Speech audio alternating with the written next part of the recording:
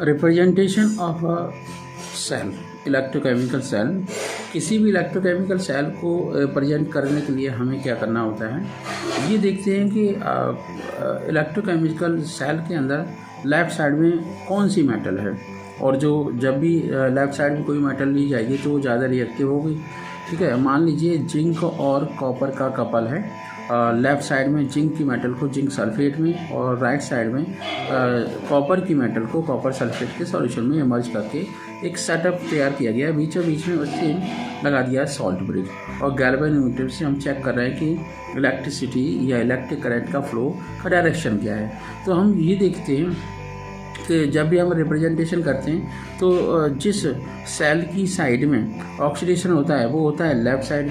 तो Zn को हम सॉलिड लिखेंगे ब्रैकेट के अंदर, पहले Zn लिखेंगे, फिर एक वर्टिकल लाइन लगाएंगे और Zn प्लस का साइन लगाया जाएगा। प्लस के साइन का मतलब ये हुआ कि Zn के आइंस हैं, Zn के आइन एक्वस में होते हैं, तो ब्रैकेट में हम लगा देंगे, लिख देंगे एक्वस। और ये जो आपके एक्वस होते हैं, एक्वस का सॉल्यूशन बनाया जाता है वो 1 मोल का होता है। 1 मोल का सेंस ये हुआ कि किसी भी आयन का जो एटॉमिक मास है उस एटॉमिक मास के बराबर उस पदार्थ के आयन्स होने चाहिए।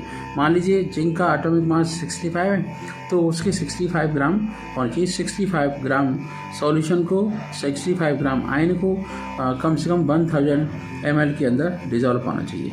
इसके बाद हम सॉल्ट ब्रिज के लिए डबल वर्टिकल लाइंस पुट करते हैं। उसके बाद हम कॉपर के आइंस और उसे भी हम एक्वस और 1 मोल सॉल्यूशन लिखते हैं, फिर वर्टिकल लाइन, फिर उसके बाद कॉपर और ब्रैकेट में लिखेंगे सॉलिड। ठीक है, तो ये इस टाइप से हम एक सेल की नोटेशन या सेल रिप्रेजेंटेशन करते हैं। ये तो एक तरीका हो गया। इसे हम ऐसे भी लिख सकते हैं ऑक्सीडेशन, डबल वर्टिकल लाइन मतलब सॉल्ट ब्रिज, फिर रिडक्शन।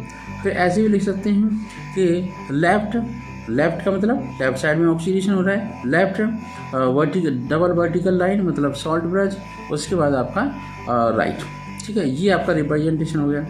इस रिप्रेजेंटेशन की मदद से हम स्टैंडर्ड इलेक्ट्रोड पोटेंशियल पता कर सकते हैं। क्या पता कर सकते हैं? Standard electrode potential.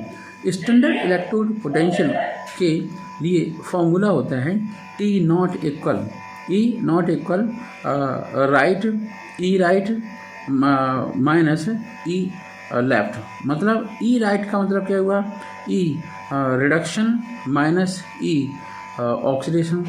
इसका और क्या सेंस हुआ? क्या ब्रीफली हम कह सकते हैं, मतलब जो वैल्यू इलेक्ट्रोड पोटेंशियल की या रिडक्शन इलेक्ट्रोड पोटेंशियल की हम मतलब है राइट साइड की सेल की, वो हम पहले लिखेंगे। उसके बाद जो लेफ़्ट साइड की इलेक्ट्रोड पोटेंशियल की वैल्यू है वो माइनस कर देंगे। तो इस तरीके से हम standard electrode potential find out करते हैं। नेक्स्ट वीडियो में हम डैनियल सेल को स्टडी करेंगे। Thank you so much, have a nice day.